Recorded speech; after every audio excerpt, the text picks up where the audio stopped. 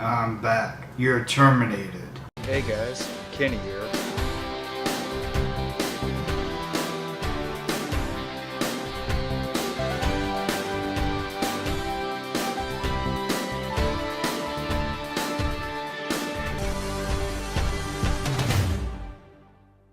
Stay cool and roll out to the movies. Bye. The Expendables 2. This is basically about the core group from the first. Too many to name, but the new additions are Chuck Norris. Let's see, Chuck Norris, Liam Hemsworth, who I think is the younger brother of Chris Hemsworth, either younger brother or cousin. They look very much alike, so I think brothers, and they're all trying to stop this really evil person played by Jean-Claude Van Damme. I forget what his agenda was in this. I forget what his agenda was, but he and the rest of his group really start taunting them, and the Expendables all just want to stop him. That's really there was this computer thing that they were trying to get, and the Van Damme, he's wanting to use that to just like destroy the world. So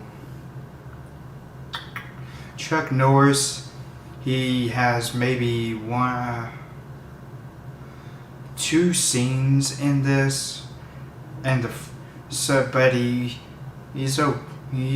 good, I guess. Okay, he doesn't really do much except maybe shoot his gun and talk. He doesn't do any fighting. Jet Li, he was in one scene, but his fight in that one scene trumped his entire appearance in the first film, bar none. I loved it.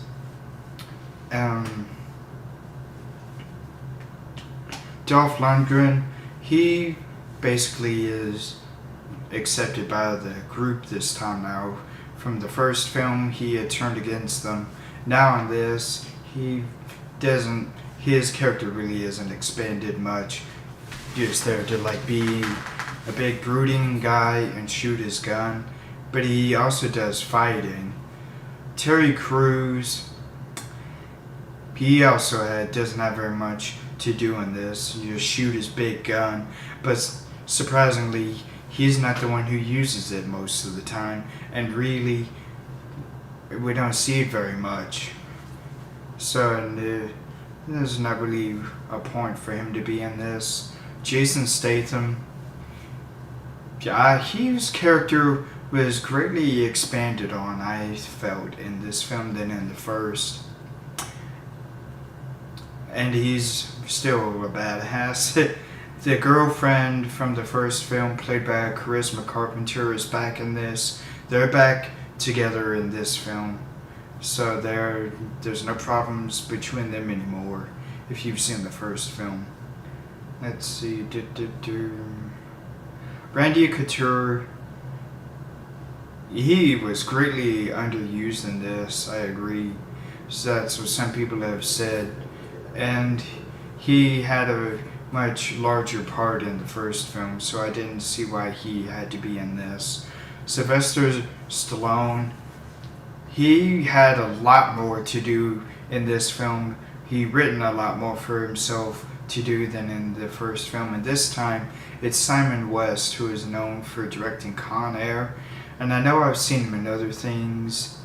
I know I've seen him direct other things besides that, and now Sylvester only needed to concentrate on the acting, and I thought he put in a very good performance.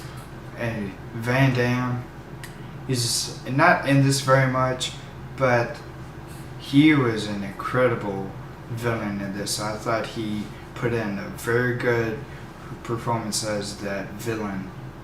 And yeah, he is very hardened and very aggressive. And the fight scene that he and Sylvester have at the end, near the end, some people have said is too short. I felt that the time was very adequate. It, they both showed their pretty good fighting skills. Granted, Sylvester only did punching, but it wasn't bad. And Van Damme did his spinning air kick that roundhouse, but he did that twice. But I thought it was a very good fight. So that's basically all I have to say about this. It's fun. I felt very much more satisfied with this film than I did the first.